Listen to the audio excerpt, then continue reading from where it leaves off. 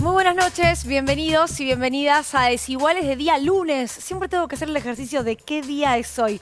Lunes, estamos en vivo en la televisión pública, unos minutos más tarde, pero los acompañamos también hasta hoy pasadas las 10 de la noche. Queremos arrancar el programa con lo que de alguna manera expresó.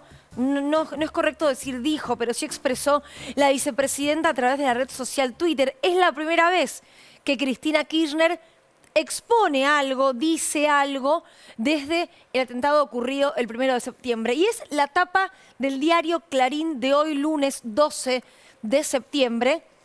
Y resaltado un editorial de Pablo Vaca, cuyo título es, creo yo, más que elocuente, pero tiene varias aristas. La bala que no salió y el fallo que sí saldrá. Por supuesto hace referencia al atentado que afortunadamente no terminó con la vida de la vicepresidenta, y al fallo que se espera de la causa vialidad, que en este momento está en la parte de alegatos de las defensas. Como decir, está viva, pero atención que todavía queda una carta.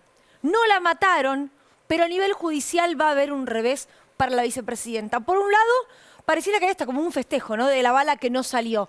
Pero por el otro, la pregunta es, ¿qué fallo va a salir? ¿Qué fallo ya pareciera que está prescripto de alguna manera? Porque quizás es un fallo, el fallo va a salir sí o sí, pero puede ser un fallo también que no ponga contento al editor del diario Clarín.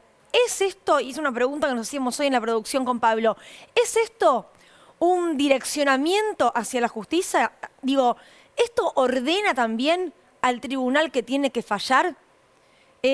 ¿Marca el camino como diciéndole, che, mirá que si esto no sale de la manera en la que yo quiero, puede haber consecuencias? Bueno, de esto, por supuesto, vamos a hablar la parte política, pero también la parte judicial, porque viene en un rato el juez e integrante del Consejo de la Magistratura, Alberto Lugones. Sí, también es interesante plantearlo desde el lugar en que venimos sosteniendo, el sentido que se le ha dado al alegato de Luciani, digamos, ¿no? Se intentó ubicar con peso de sentencia, razón por la cual quizá lo que hace este editor del diario Clarín es efectivamente ratificar esa idea. Y después ya la comparación es tremenda, ¿no? Una bala con un fallo. Y otra cosa es como, ¿cuál es el componente negativo y cuál es el positivo? Claro. Bueno, el componente negativo es que efectivamente la bala no salió, pero el positivo es que el fallo sí. Entonces ahí es, por donde se lo mire, es realmente muy complicado.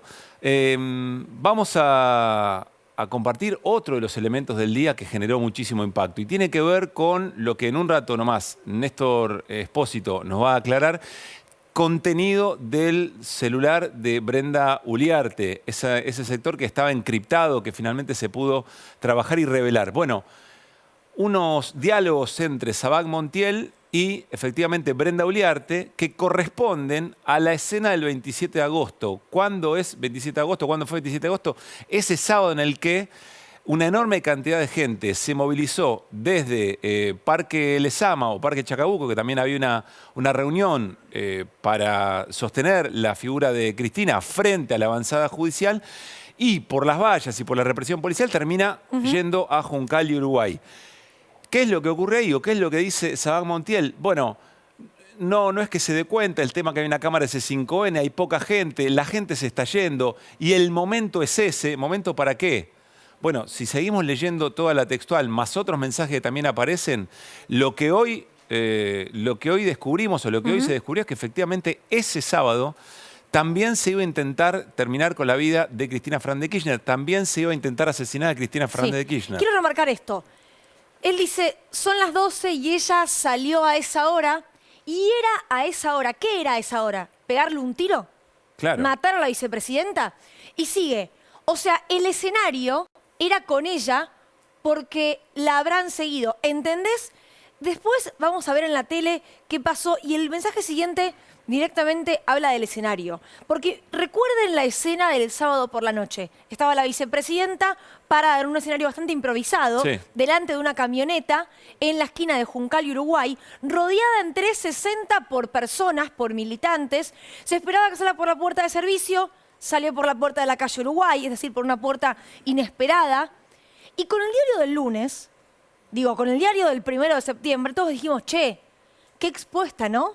que había estado Al día ese siguiente, sábado. al día siguiente ya la reflexión era qué expuesta había estado Cristina en ese lugar. Bueno, el segundo tuit, no, ya se metió adentro. Mensaje de texto, no tuit. Perdón, el mensaje de texto. Y el escenario, el anfiteatro, lo sacaron. Esto que mencionaba Lucila, donde efectivamente habló la vicepresidenta y dijo, bueno, entre otras cosas, vamos a descansar, han sido días largos. Le toqué la espalda a Axel Kicillof.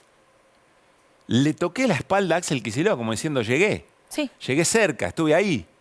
El gobernador de la provincia de Buenos Aires. Y se metió en un Toyota, se fue, un quilombo, ella está arriba, pero no creo que salga. Así que ya fue, dejá. ¿Dejá qué? ¿Qué cosa había que cortar ahí, digamos? ¿No? Voy para allá, quédate ahí, no traigas nada. No, perdón, no traigas nada. ¿Qué tenía que traer Brenda Uliarte? A la casa de la vicepresidenta, un sábado de la noche. Bueno, en serio lo digo, o sea, de verdad, ¿qué tenía que llevar? la lectura o la interpretación que se hace, insisto, ahora vamos a ampliar esto, la interpretación que se hace es que ese día también se había planificado atentar contra la vida de Cristina. Y esta es un poco la escena con lo que nos vamos encontrando y que efectivamente ratifica que acá de grupito chiquito, suelto, que no permite... Bueno, de eso no hay absolutamente nada. La gran pregunta ahora es saber hasta dónde llega, digamos, ¿no? Y cuáles son los otros elementos que van a aparecer. Con muchos detalles ya vamos con Néstor. Ya está en el living de Desiguales Juan Zabaleta, el ministro de Desarrollo Social de la Nación. Vamos a charlar con él sobre un montón de temas, pero también, bueno, cómo interpreta un dirigente político, un miembro del gobierno, esta escena en la que efectivamente se tienen que seguir gestionando. Vamos a charlar de esto con Nico, con Flor, con Néstor principalmente en este momento. Néstor, porque la investigación volvió a tener secreto de sumario. ¿Eso cómo se traduce? ¿Qué significa? O van a allanar o van a detener, o las dos cosas. Básicamente es eso. Cuando se implanta el secreto de sumario es para garantizar que en el caso de hacer un allanamiento no se filtre y eso que van a buscar en el allanamiento, una computadora, un arma, lo que sea, no lo descarten, no lo hagan desaparecer. O para que si van a detener a una persona, esa persona no se entere previamente por una filtración y en consecuencia se profugue y evite esa detención. Básicamente es para eso, por eso la expectativa por estas horas es por qué la jueza Capuchetti va a hacer alguna de estas dos acciones y a quién va a apuntar. Tenemos por allí alguna captura de pantalla de algo que circuló, que está en los teléfonos, que circuló como mensaje entre este grupo conocido como los Copitos, a posterioridad del descubrimiento del momento en que se produjo el intento de homicidio, aparecieron en los teléfonos estos mensajes que presagiaban que el próximo podía ser el presidente Alberto Fernández. Mira, allí aparece uno de esos mensajes. Seguro el próximo sos vos, Alberto, tené cuidado.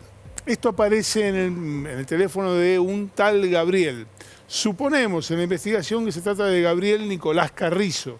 Es uno de los que pertenecía a este grupo que declaró como testigo y que aportó voluntariamente su teléfono. Y llevaba la voz cantante de alguna manera, o la voz ordenadora en esa entrevista que se dio a Telefe algunas horas después del atentado, ¿no? De la que participó además Brenda Uliarte. Claro. Hay una placa más que vamos a ver ahora y que estaba también en ese teléfono y que es esta que vamos a poner ahora en pantalla. Dice: el gobierno es vulnerable y espero que les quede claro. Nosotros somos los que mantenemos a estos parásitos ahí arriba. Van a juzgar a una persona que le estaría haciendo un gran favor a toda la nación argentina. Esto sí ya es posterior al intento de magnicidio contra Cristina Fernández de Kirchner y sí parece un mensaje de defensa de Fernando Sabag Montiel. ¿Por qué hablamos de todo esto? Porque lo que se está investigando, más allá de lo que vaya a pasar en las próximas horas, es una suerte de sostén ideológico, de apoyo logístico y de financiamiento económico para un grupo violento que terminaba concretando esto. Se vio en el fin de semana... ¿Eso es lo que se está investigando? Sí, es Si había un grupo ideológico que le diera sostén económico a este grupo, a esta banda. Y apoyatura de infraestructura para llevar adelante el ataque. Habrán visto durante el fin de semana un video recuperado del teléfono de Sabag Montiel, de la memoria, en la que se lo ve haciendo el gesto clásico de cargar un arma. Es decir, Fernando Sabag Montiel sabía cómo cargar un arma. Tenía una estructura que le hizo inteligencia, los Copitos, por llamarlo de alguna manera, y tenía la determinación, el momento y la oportunidad para llegar hasta 10 centímetros de la cabeza de la vicepresidenta y disparar. Sabía cómo hacerlo y cuando llegó accionó un arma que no tenía bala en recámara. Él sabía cómo hacer para que tuviera bala en recámara. ¿Qué mensaje hay allí? No la mató porque no quiso. Este es el mensaje. Ah, mirá, vos sos la más importante, la que hace todo, la que determina la vida política. Mirá cómo llego hasta tu cabeza y no te mato porque no quiero. ¿Hay un mensaje ahí? Pero también no puede haber una impericia al momento de disparar, porque hay testigos que cuentan que cuando él baja el arma, intenta ahí sí cargar y disparar por segunda vez, y es el momento en el que lo rodean y se comete esa especie de detención ciudadana. Es una posibilidad. Si llegaste hasta ahí, la lógica es que si llegaste a 5 centímetros de la cabeza con la intención de matar, eso que pasó no puede fallar. Pero perdón, esa vos lo contás no porque sea No, claro. tu lectura, por más que la fuera o no. Vos decís que esta es una línea de investigación concreta. Sí, a ver si hay algo, porque detrás de todo... Ahora, perdón, que agregue, ¿no? No parece gente muy experimentada en el asunto y por más que vos practiques, suponete, no todos los días estás frente a la figura de una vicepresidenta. A la cual querés matar. A la cual querés matar y con acción de para matar. hacerlo, digamos, no tenés Claro. mucho tiempo. No soy un especialista en el tema, pero me imagino que cualquier plan, digamos, Sí. si alguien va a patear un penal, un jugador exitoso que tiene un recorrido tremendo, va a patear un penal, lo tiras a una tribuna, me imagino que alguien que va a cometer un magnicidio... Es una de las posibilidades, es una mirada amable respecto de lo que pudo haber pasado, que pudo haber habido un error. O sea que las, Cuesta perdón, creer. ahí las miradas se te abren todo el tiempo, porque si vos también incurrís en la idea de el profesionalismo es, si hubiese un profesionalismo extremo, nadie utilizaría un arma con 50 años, 60 años de uso para cometer un magnicidio. Porque Se no hay un profesionalismo Claro. extremo y toda la estructura muestra que no hay está un bien, profesionalismo. solo esto porque vos señalás que hay que la investigación está pensando, o por lo menos teniendo en ¿Por qué? cuenta Susto. esto. Se pregunta por qué. Se pregunta por qué. También se pregunta qué hay detrás. Hablábamos de una apoyatura ideológica, un sostenimiento de la infraestructura y también un financiamiento económico. Sí. Hay una línea de investigación que lleva a este grupo conocido en los últimos días como Revolución Federal. Revolución Federal, que son los que tiraron pirotecnia frente a la Casa de Gobierno y algunos huevazos. De la noche y- de las antorchas. La noche de las antorchas, lo que le pegaron 18 de al- agosto. Exactamente, el 18A, el famoso 18A. El 18A en los teléfonos está todo el tiempo. Aparece muchas veces y vinculado con la difusión de esa convocatoria de este grupo de Revolución Federal que tiene 4 subgrupos. Uno de esos subgrupos se llama Nación de Despojados y es el que está sindicado en la investigación como el más virulento, como el más violento. Ese grupo de Nación de Despojados tiene algunas personas que lo integran, entre ellas Brenda Uliarte, que están muy activos en redes sociales. Como esos posteos que estamos viendo ahí, esos son de Nación de Despojados. Esto es parte de lo que postea algunos de los integrantes de Nación de Despojados. En esos posteos hay una convocatoria a un plenario de delegados de un partido político. Ese partido político se llama UNIR. Ese partido político tiene como principal referente a Alberto Asef.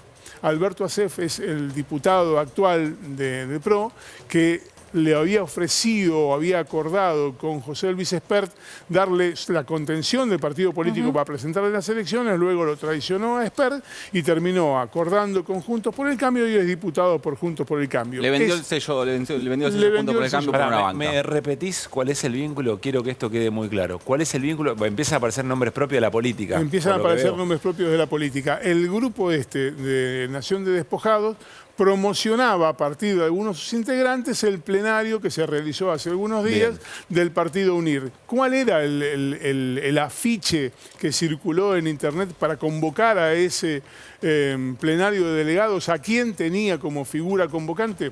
A Patricia Bullrich. El afiche que convocaba el plenario de UNIR tenía la Epa. cara de Patricia Bullrich y eran ellos los que estaban mostrando este afiche. ¿Esto significa que Patricia Bullrich está detrás del atentado? No, de ninguna manera.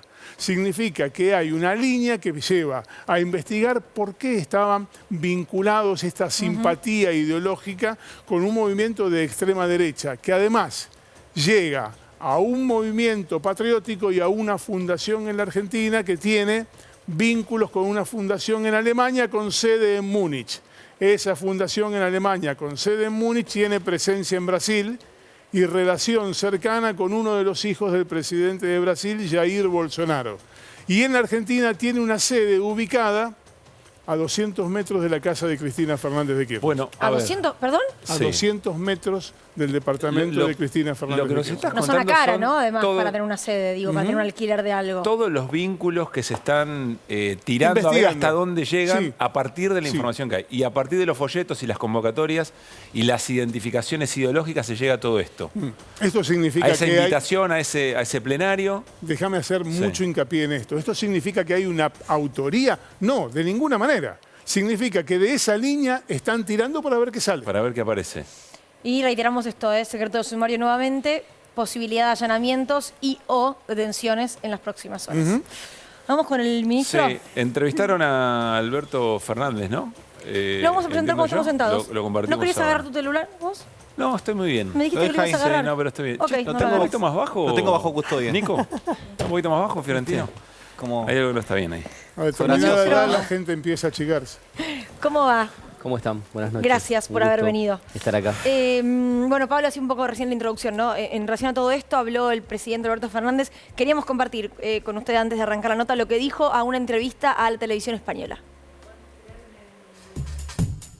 La imagen es una imagen muy dura porque es la imagen de alguien que está gatillando 2 veces, gracias a Dios sin suerte, sobre la cabeza, a 20 centímetros de la cabeza de Cristina. Se conocieron las conversaciones de los inculpados y hablaban del fallido atentado contra Cristina y hablaban de que el próximo soy yo.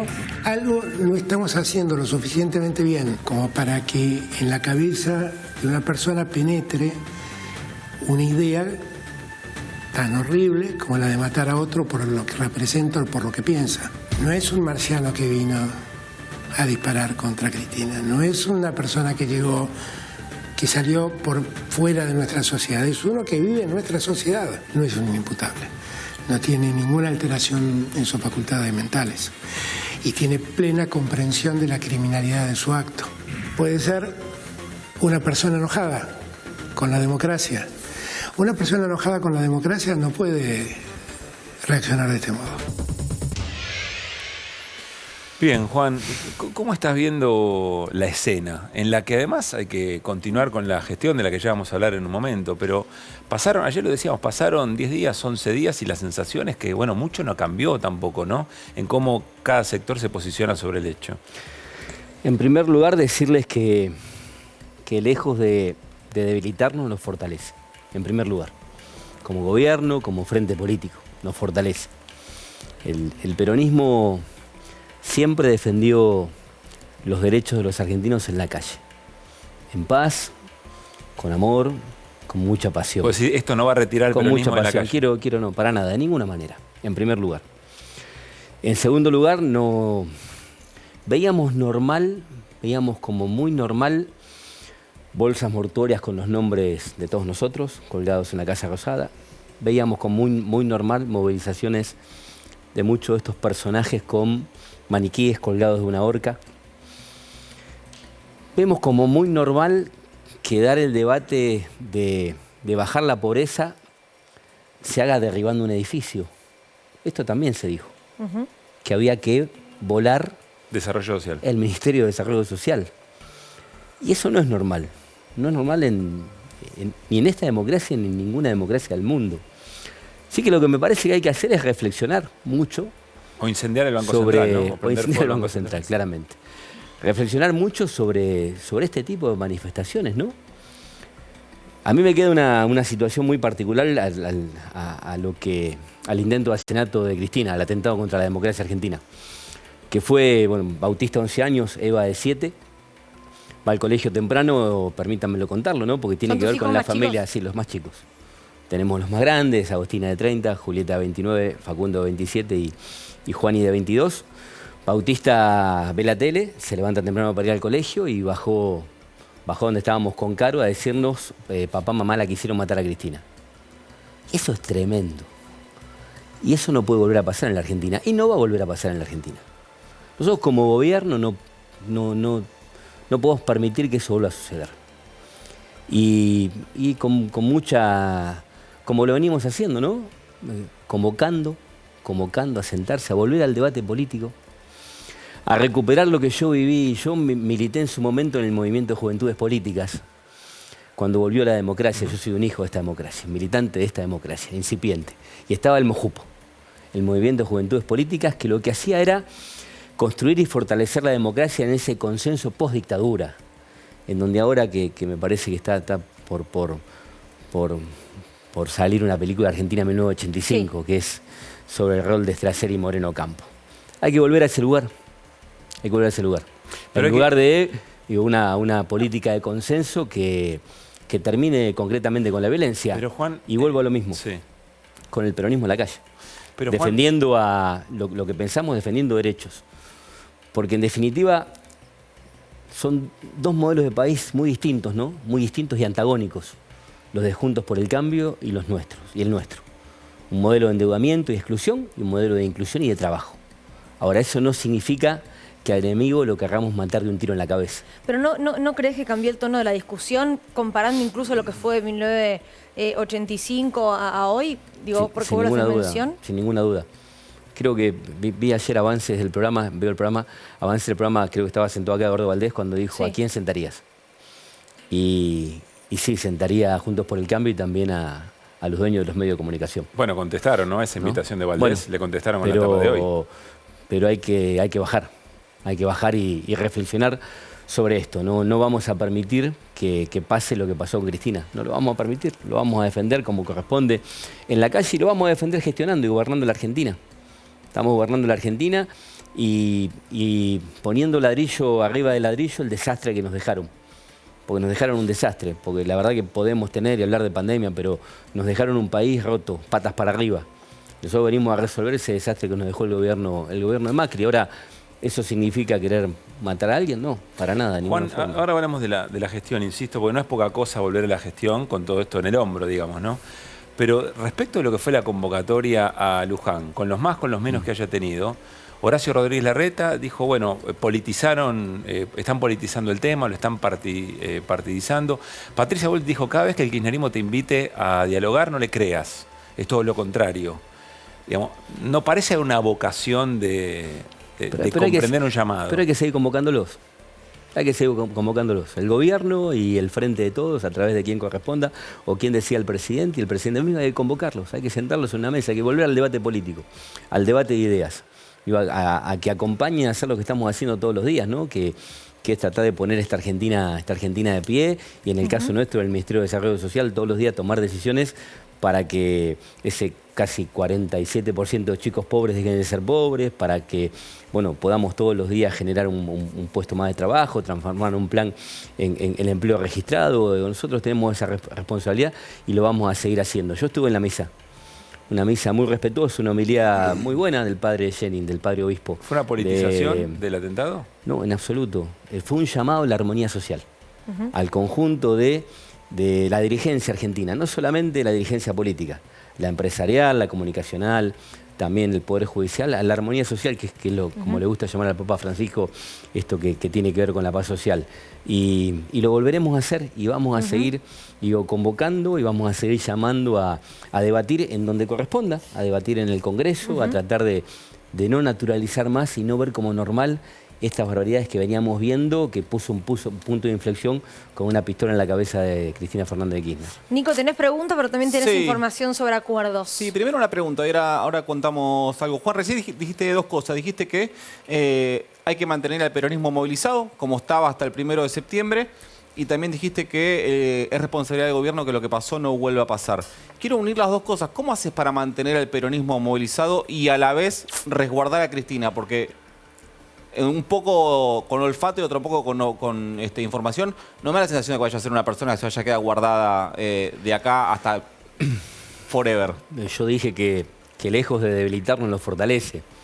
Y fortalecer tiene que ver con seguir haciendo lo que tenemos que hacer, gobernar la Argentina, ser responsables en el camino que estamos transitando y seguir convocándolo, seguir convocando a la oposición para que también sean un poco más responsables, no solamente en sus declaraciones, sino también en sus acciones. ¿Y si nunca van? ¿Cómo? ¿Y si nunca van? ¿Si nunca se sientan? Hay que seguir convocándolos. Yo me parece que que también nosotros en el marco del diálogo que tenemos, yo converso con dirigentes opositores, ¿no? ¿Y qué te dicen sobre muchos esto? ¿Piensan todos indudablemente, igual? indudablemente hay muchas diferencias internas ¿Las expresan? en el marco de ¿Se Juntos por el sientan? Cambio. ¿Se Bueno, sienten? las expresan en privado y es bueno que en algún momento hagan un mea culpa y las expresen en público, una ¿Son del autocrítica. PRO o de la Unión Cívica Radical con los que hablas? Hablo con todos, yo hablo con todos. Siempre, en toda mi vida política, siempre me gustó charlar con el que piensa distinto, ¿no? A mí, y ponerme en ese lugar, ¿no? Y en ambos sectores hay una discusión sobre esta manera violenta de hacer política. No tenga ninguna duda. ¿Y por qué no lo expresan? ¿Qué falta valentía política? ¿Por qué no lo expresan? Bueno, seguramente tendrán que dar ese debate. Mientras ellos den ese debate, nosotros le vamos a pedir y los vamos a convocar a terminar con con este discurso de odio, con esto de que el enemigo o el que piensa distinto no es un enemigo y menos querer pegarle un tiro en la cabeza. Nico, tenías información. Sí, porque saben que no somos muy fanáticos de las encuestas, pero revisando una de la consultora Suban Córdoba, que hace un trabajo que yo valoro bastante, mensual, mide varias cosas, hizo una encuesta en la que incluyó preguntas sobre el diálogo social, sobre los discursos de odio, sobre la violencia, sobre la posibilidad de generar acuerdos entre el oficialismo y la oposición. Fíjate la primera consulta. Le preguntan si es necesario que se bajen los niveles de violencia al debate público. Si sumás el muy de acuerdo con el algo de acuerdo, te da arriba del 80%. Es decir, tenés una mayoría absoluta que considera que hay que bajar los niveles de violencia. Hasta ahí me parece nada llamativo. Sí.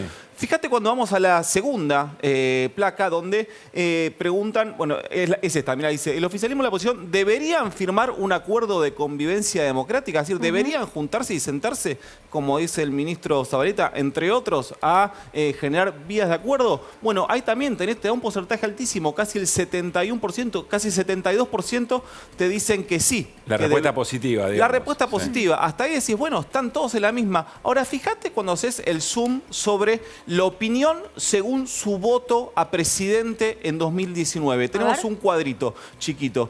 Fíjate cómo baja a la hora de, cuando vos preguntas, ¿está de acuerdo en firmar un acuerdo de convivencia? El 83% de los que votaron a Alberto Fernández te dicen que sí. Ahora, fíjate cómo baja considerablemente entre los que votaron a Mauricio Macri. El 58%. Es decir, del 72% general te baja al 58%. Por ahí, en este número y en otros más, encontramos la respuesta a esa tendencia, a esa manera de jugar que hizo Juntos por el Cambio, que fue la reacción inmediata de solidaridad, que incluyó hasta el expresidente Mauricio Macri, no hacía la presidenta del PRO y algunos casos más pequeños, más laterales. Pero como al otro día, ya el viernes 2 de septiembre estábamos discutiendo si estaba bien que sea feriado, estaba bien si no sea feriado, y el sábado ya estábamos discutiendo otra cosa. Estábamos discutiendo la letra fina de un proyecto de declaración en la Cámara de Diputados. Bueno, quien en todo caso electoraliza, que para mí es la manera que no se animan a decir algunos dirigentes cuando hablan de politización de un atentado a una vicepresidenta. ¿Cómo no va a ser político un atentado a una vicepresidenta? O sea, el razonamiento ya es ridículo. Claro. La palabra que no se anima a utilizar es la electoralización, en todo caso, del atentado, que es lo que tal vez estén haciendo algunos dirigentes de la oposición. Mire, yo, permítame una reflexión más sobre el tema. Yo pensé que ese jueves a la noche, sí, ¿no? Iba a haber un aluvión de apoyos hasta algún dirigente opositor tocando el timbre en la casa de Cristina, ¿no? Yendo a solidarizarse, ¿no? Pero indudablemente todavía hay marginales que lo que miran, dirigentes marginales que lo que miran es un retweet o ver cómo pueden acumular en una encuesta o en una red social, ¿no? Y eso es lo que preocupa. Ahora, de lo que estoy convencido es que no está de este lado. De este lado de la vereda no está. Nosotros nunca agredimos a nadie y siempre planteamos la diferencia de otra forma, ¿no? O sea, no nos carguen al peronismo, al Frente de Todos, a toda nuestra historia, ¿no? Ninguna situación que tenga que ver con lo que estamos viviendo, ¿no? Y el debate, ¿no? Que me parece que tiene que dar el Parlamento, tiene que haber un debate, no podemos seguir naturalizando movilizaciones y expresiones que indudablemente generan broncas y odio. ¿Qué tipo de debate te referís del Parlamento? No, pero me parece que hay que dar debates y discusiones que no es callar a nadie, nosotros no es callar a nadie, no es intentar cerrarle la boca en una opinión a nadie, pero indudablemente, digo, todo esto que pasó, que no es un loco suelto, que es un pibe, que es la novia, que son más pibes, que hay toda una línea de investigación que tiene que llegar hasta el final, que va hacia un lugar, ¿no?, que está vinculándose a la política, ¿no? No está mal recordar, perdón, Luli, que solo 5 dirigentes políticos se pusieron en contacto en forma personal con la familia Kirchner, para decirlo de mejor manera. 3 llamaron a Cristina Fernández de Kirchner, 2 con Máximo Kirchner. El resto, como decía Juanchi recién, se quedaron en Twitter. Néstor. No, cuando decía recién, ministro, esta necesidad de seguir convocando, los tiempos electorales parecen demostrar que la cercanía al proceso electoral es inversamente proporcional a la posibilidad de que esa convocatoria tenga éxito. Y al mismo tiempo, los sectores que se radicalizan hacia la derecha, para decirlo en otros términos. Cuanto más a la derecha van, más votos cree que consiguen, lo cual habla de una postal de una sociedad que aplaude eso, que aplaude la derechización como salida política. Parece imposible. Una minoría, según yo.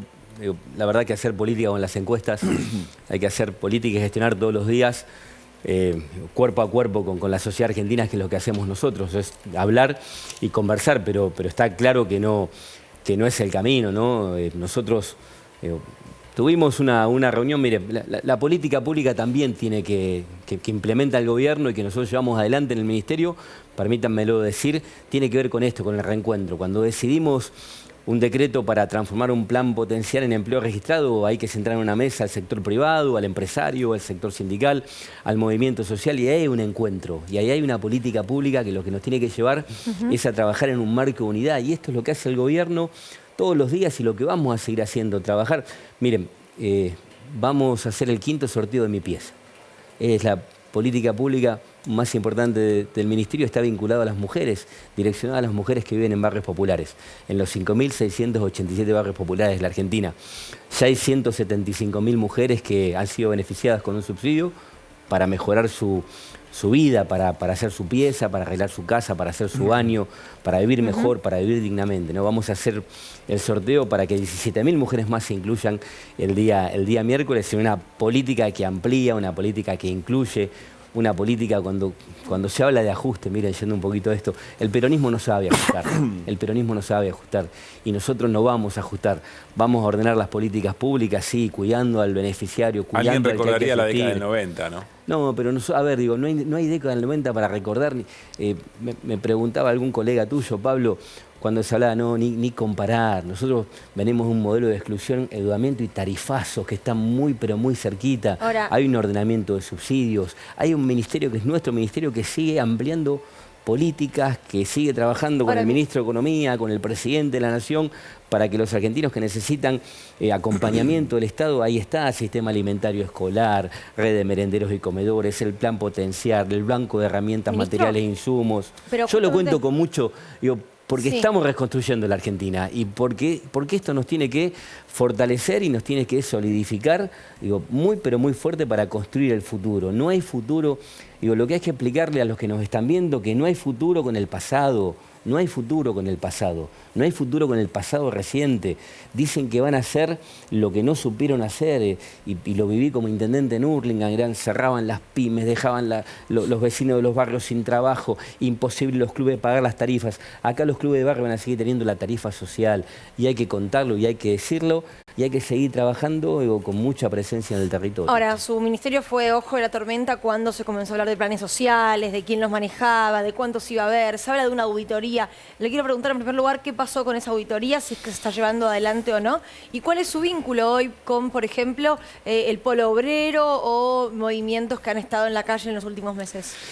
Empezando por la última, de diálogo, en 13 meses de ministro, una vez por mes, juntarme con la mesa que integra el Frente Piquetero Opositor, que es el Polo Obrero, que es un partido político, que hace política partidaria también, pero que en el marco de los desafíos y fundamentalmente las necesidades, digo que tiene que ver con la política alimentaria, que tiene que ver con los programas sociales, nosotros nos sentamos y trabajamos, posiblemente Porque nos puede ser ponemos, partido ponemos de político, pero las acuerdo. necesidades de la gente son No, dije recién también, indubitables, Pablo, ¿no? dije también que hay necesidades. Ahora, también a veces el diablo mete la cola y en ese sentido aparece la discusión política partidaria. Hay una red de atención a las bocas de entrega de alimentos también para ese sector que es opositor. Digo, hay un trabajo vinculado a proyectos productivos con ese sector. Bueno, después también están cuestiones que tienen que ver con diferencias políticas y las expresan.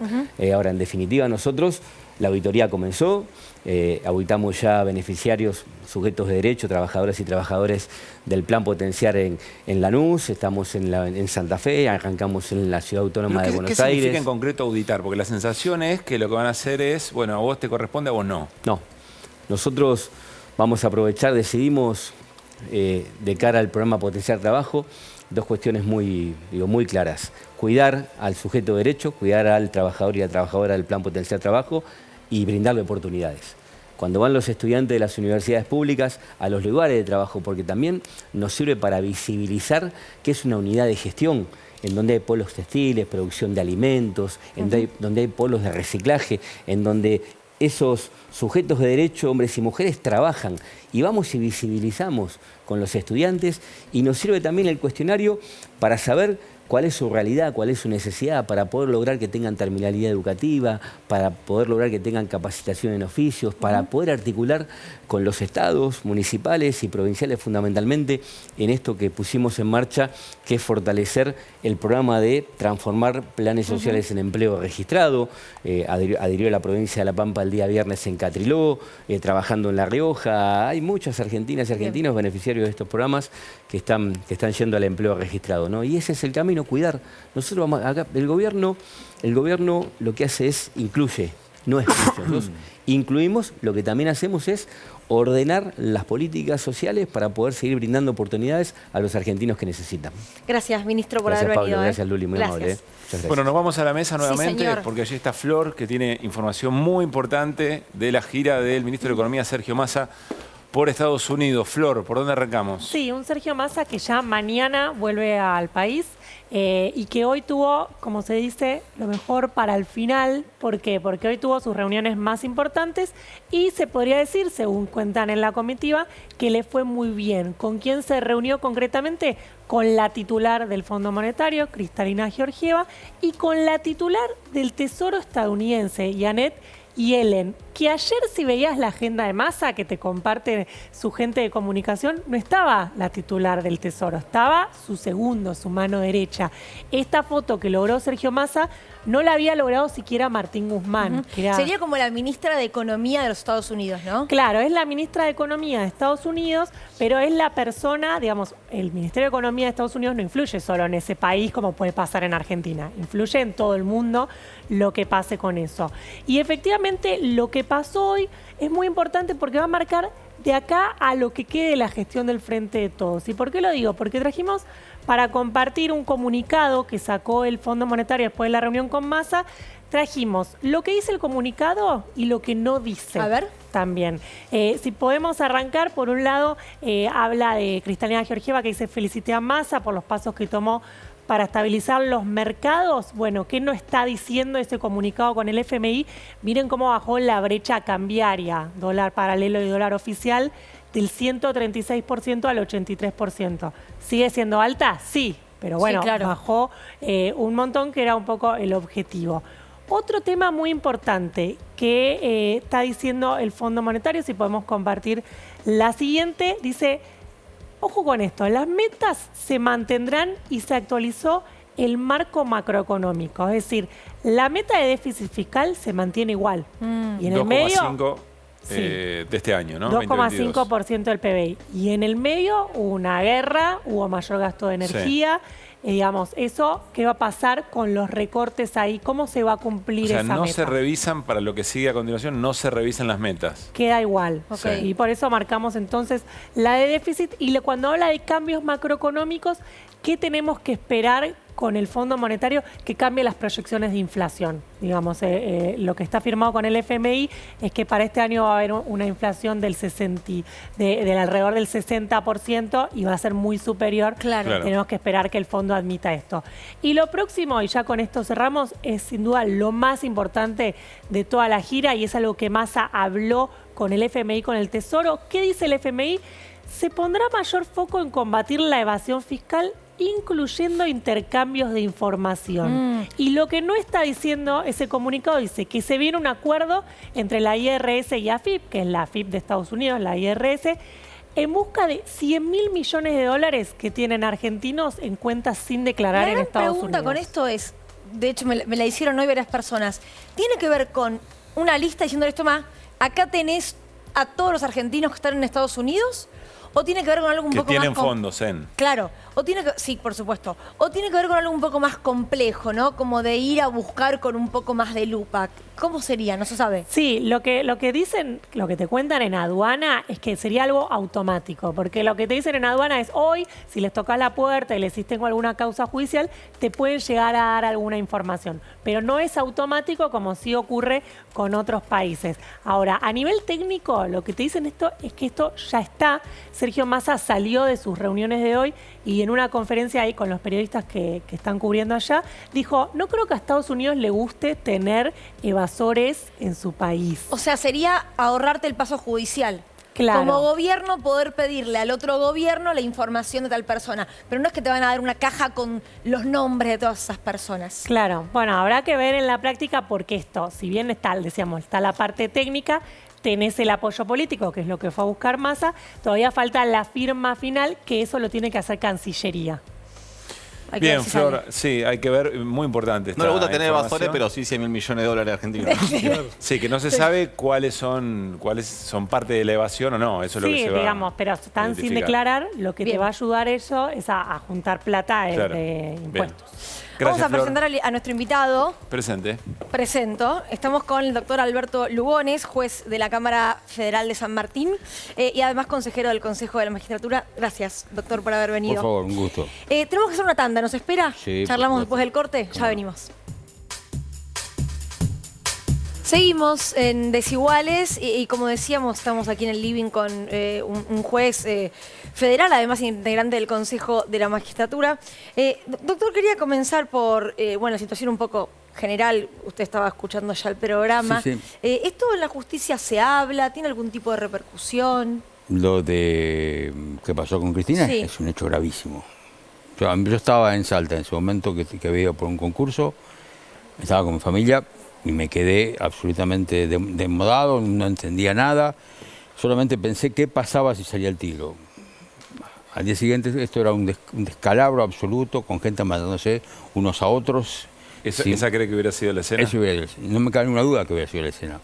Hay gente que está, no es que sean loquitos, están muy locos, muy enfermos. Hay gente que juega con eso. Y es terrible pensar que que haya gente que haya pensado que esto era un armado. La verdad que hay ciertos políticos que piensan así.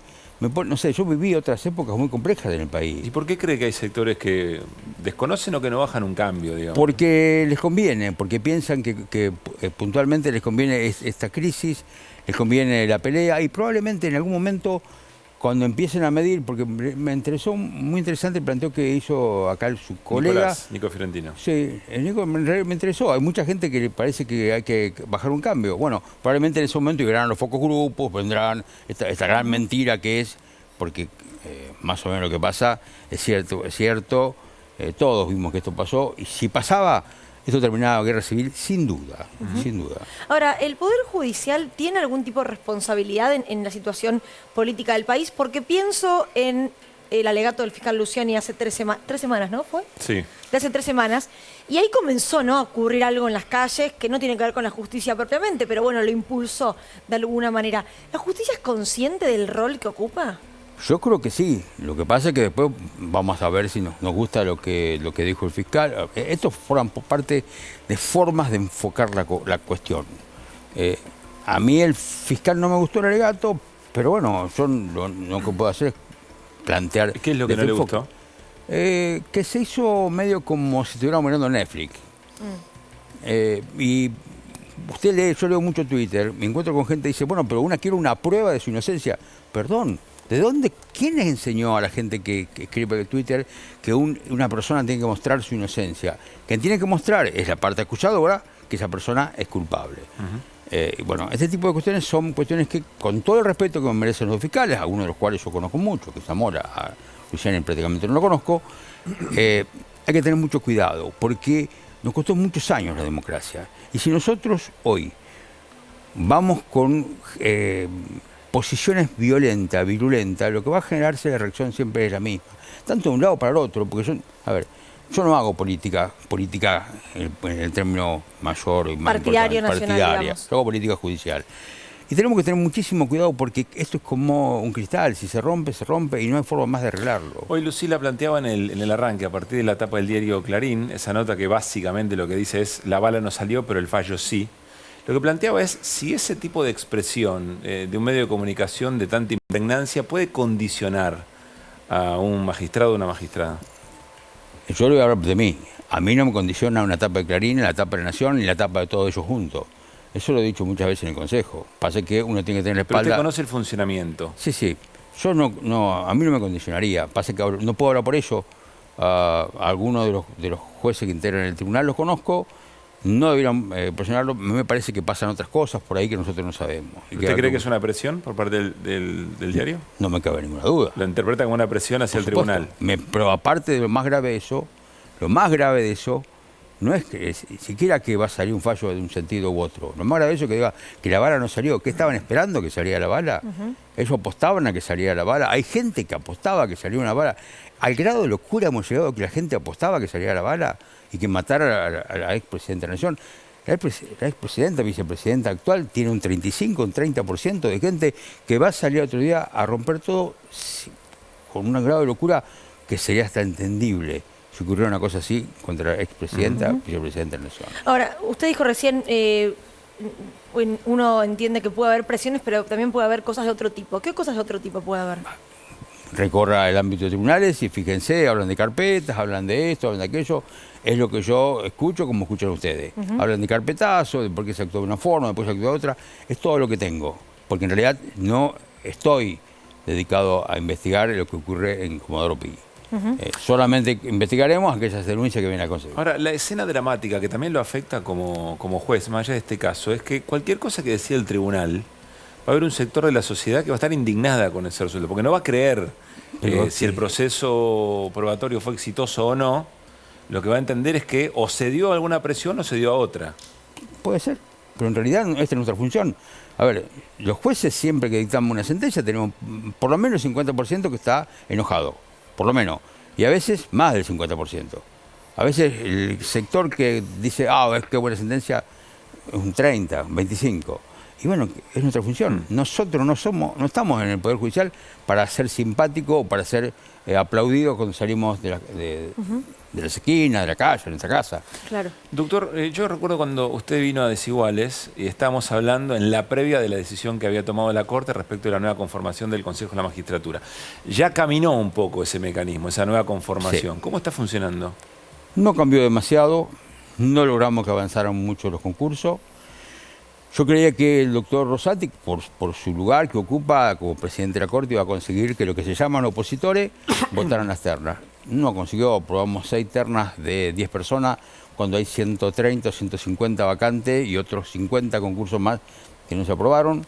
Este tironeo turbio en el cual cierta gente llama por teléfono de afuera y le tuerce la voluntad a ciertos consejeros, a mí me duele muchísimo. Me duele muchísimo que ocurra con consejeros en general. ¿Quién llamó por teléfono a quién? Perdón. La oposición dice que llamaba. Supuestamente algunos de los integrantes de la oposición que llamaban para que no se votara ciertas ternas. No tengo que decir cuáles son las ternas. Yo no entiendo. ¿Qué ganan un político con un juez que no está sentado en el lugar que le corresponde? Digo, con un juzgado vacante. Porque entiendo es una que pregunta retórica. Claro, la pregunta la te estás dando vos misma. El problema puntualmente de los políticos era un problema de los políticos. Yo voy a hablar de mis colegas. Los magistrados debieran votar toda terna que haya porque nosotros tenemos la obligación de responderle a nuestros colegas para que se cubran las vacantes y para que la respuesta de la comunidad sea lo más rápida posible. Claro. Uno entiende que hay un caso emblemático que es el de Brugli y Bertuzzi, Sí, porque la exactamente. Corte dijo, bueno, están mal nombrados ahí, se tienen que ir, pero se van a ir cuando sean Bien, nombrados sí. los nuevos jueces. Uno creía que si el presidente de la Corte llegaba como presidente Y del dijo que Consejo de la estaba mal. Magistratura y dijo que estaba mal, era casi lo primero que se iba a ocupar. No lo puedo responder yo, tendrá que preguntárselo al doctor Rosati. Ese concurso no se trató. Ese concurso no se trató. Pero ustedes no tienen posibilidad de preguntarle, che, somos parte del Consejo, ¿por qué esto no está...? Acá se va a plantear en algún momento, estoy tirando una historia, en algún momento vamos a preguntarle al doctor Rosati qué vamos a hacer con los concursos que están pendientes. Lo vamos a plantear, porque en realidad, supuestamente, y yo confío, al margen de que yo estaba en desacuerdo con el fallo, confiaba que él iba a conseguir que los consejeros que estaban ahí sentados cumplieran con su obligación como consejeros. Y no lo como seguimos hasta ahora. El tema de Bertuzzi y Bruglia tiene un problema complicado. Yo dije que en 8 meses se hacía el concurso y se hizo el concurso. Estaba listo para ser aprobado. Pero ahí empezó los llamados externos diciendo no se puede hacer esto, no aprueben ese concurso porque están muy cómodos con 2 jueces, uno de los cuales aceptó lo que dijo la Corte, y se presentó al concurso. Yo me saco el sombrero con el doctor Bertuzzi, que se presentó en ese concurso. Bertuzzi dijo, yo quiero ir por la correcta, digamos. Yo quiero ir para convalidar, revalidar mi título, a lo cual yo se lo dije en la entrevista personal. Le dije al doctor Bertuzzi, yo me saco el sombrero, lo respeto, y él me dijo, no, porque a mí me trataron muy mal. Doctor, lo trató como se entendió que correspondía.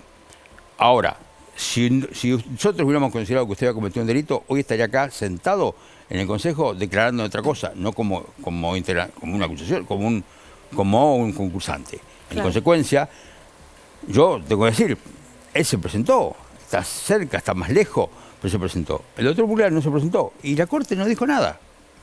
Claro. Porque probablemente se plantee. Néstor. Y en este concurso en particular, si la terna que debe ocupar la vacante de Bertuzzi fuera la que integra Bertuzzi, ¿se destrabaría el concurso? Se podría destrabar y ir al Poder Ejecutivo. A ver, todo esto forman partes de acuerdos políticos que nos exceden a nosotros. A ver, si alguien piensa en el Consejo que nosotros tenemos tanto poder como para disponer quiénes van a ser jueces o no jueces, no es así la cosa. No, pero, doctor, se decide en otro lado. La pregunta apuntaba a otra cosa. Digo, el doctor Bertuzzi fue trasladado desde un tribunal oral al Consejo al cargo de camarista federal con anuencia del Consejo de la Magistratura. La Corte dijo eso estuvo mal. Bertuzzi se presentó, concursó y quedó en una posición expectante. Si hubiera un acuerdo político para que el juez Bertuzzi, que no debió haber sido trasladado por decreto, ahora revalidara, ¿esto podría destrabar las vacantes en la Cámara Federal? Transmito las palabras que habían llegado a los oídos atentos de ciertos consejeros. No se modifica la integración de la Cámara Federal. Fin. Ustedes piensen que puede haberlo dicho, que puede tener interés en que no se modifique la integración de la Cámara Federal. El gobierno que los puso a dedo. Bueno. Alberto, gracias por haber venido. Sí, lástima que no me dejó pasar un título de que me voy a presentar como... Eso le iba a decir, ¿va a seguir siendo consejero o no? Voy a intentar, me voy a presentar. Tenemos 2 medidas cautelares que nos habilitan a todos los que estábamos como consejeros que queremos reelegir y así lo voy a hacer. Porque hay muchísimas cosas. Elección el 18 de octubre. Medidas cautelares porque la conformación cambió, con lo cual cambiaría Claro, también se aplica la vieja ley, pero ahora como nueva ley, en consecuencia no hay un segundo periodo, como dice el fallo. Puede reelegir. Somos casi como un Carlitos Saúl cuando se reformó la Constitución. Y bueno, es lo que hay. No es re, porque en realidad ellos después de los 6 años vinieron 4 y él pudo reelegir. Y la re sería la tercera, que esa no voy a estar seguro. Cuando se resuelva volvemos a charlar a ver qué significa esa elección. Esta semana estamos presentando la lista del viernes con mucha gente, ya se van a sorprender cuando vean los nombres, mucha gente muy valiosa. Y vamos a ver si esta vez nos tocan 2 consejeros, pues vamos a hacer mucho... Hacemos patancha, decimos en el campo, si metemos 2 consejeros. ¿De dónde es usted, Lugones? Del norte de la provincia de Buenos Aires. Nací en Colón, Buenos Aires, me crié en General, en provincia de Buenos Aires. Gracias por haber venido. Por favor, un gusto a ustedes por recibirme. Bueno, nos vamos, nos reencontramos mañana para seguir haciendo Desiguales por la televisión pública. ¿Noche de Mente? ¿Se viene? Sí, ¿cuándo vamos? Me encanta. ¿Cómo? ¿Cuándo vamos? Sí, la cagamos. No, queremos ir, invítennos. Chao. Chao.